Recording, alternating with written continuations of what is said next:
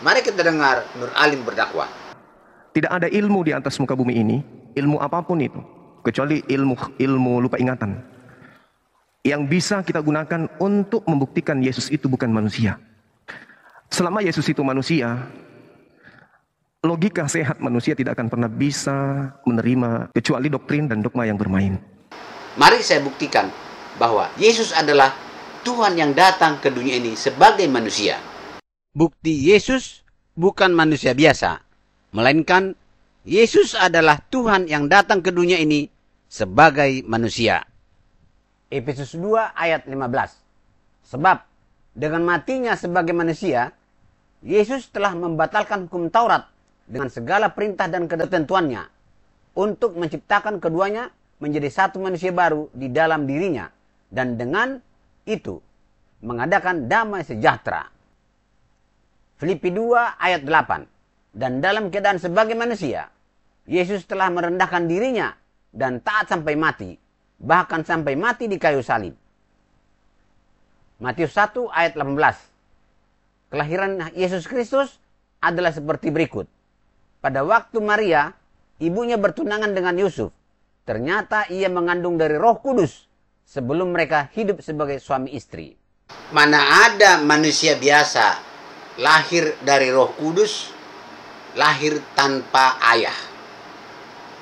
Muhammad lahir dari keinginan laki-laki dan perempuan. Adam ada karena dibentuk dari tanah. Jadi Yesus bukanlah manusia biasa, tapi Yesus adalah Tuhan yang datang ke dunia ini sebagai manusia. Yohanes 10 ayat 27.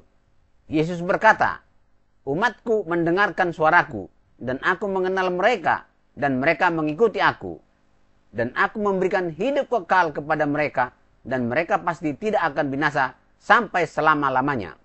Mana ada manusia yang berkuasa memberi hidup kekal, kecuali Tuhan. Berarti Yesus adalah Tuhan yang datang ke dunia ini sebagai manusia.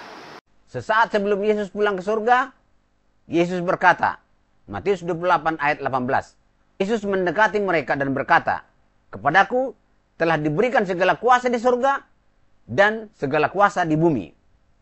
Kisah Rasul 1 ayat 9. Sesudah Yesus mengatakan demikian, terangkatlah ia disaksikan oleh murid-muridnya, dan awan menutupinya dari pandangan mereka. Ketika mereka sedang menatap ke langit waktu ia naik itu, tiba-tiba berdirilah dua orang yang berpakaian putih dekat mereka. Dan berkata kepada mereka, hai orang-orang Galilea, mengapakah kamu berdiri melihat ke langit? Yesus ini yang terangkat ke surga meninggalkan kamu, akan datang kembali dengan cara yang sama seperti kamu melihat dia naik ke surga. Mana ada manusia biasa yang pulang ke surga, menerima segala kuasa di surga, menerima segala kuasa di bumi. Berarti Yesus adalah Tuhan yang datang ke dunia ini sebagai manusia biasa dan pulang ke surga menjadi Tuhan kembali seperti semula. Dalam dakwanya, Nur Alim berkata, nah, kenapa dia dikatakan sebagai ciptaan? Karena kalau dikatakan dia Tuhan, Tuhan di mana dia? Tuhan langit dan bumi sudah ada yang isi. Yang disebut oleh orang Bani Israel yaitu Yod-He-Vav-He, yang maha suci lagi maha tinggi. Jadi Yesus mau dapat posisi di mana dia? Di langit sudah ada Tuhan, di bumi juga sudah ada Tuhan. Dia Tuhan di mana kira-kira? Sementara Tuhan itu cuma satu. Tuhan yang datang kepada Nabi Musa, di dalam kitabnya Nabi Musa jelas sekali menerangkan dirinya bahwa tidak ada yang lain di hadapanku. Jangan ada lain di hadapanku. Jangan ada ilah lain. Nur Alim. Yesus itu adalah Tuhan Yod-He-Vav-He yang datang ke dunia ini, lahir sebagai manusia, lalu mati sebagai manusia, kemudian bangkit hidup kembali oleh kuasa Tuhan Yod-He-Vav-He yang ada dalam dirinya. Setelah selesai melaksanakan tugasnya, dia pulang ke surga kembali sebagai Tuhan Yod-He-Vav-He. Jadi pertanyaanmu itu adalah pertanyaan orang yang tidak mengenal siapa Yesus. Yang jadi masalah besar adalah Allah Subhanahu wa Ta'ala. Tuhan di mana dia? Di surga sudah ada Tuhan Yod-He-Vav-He. Di dunia ini sudah ada Tuhan Yud He Vav He. Di mana-mana sudah ada Tuhan Yud He Vav He. Itu yang kamu perlu pikirkan.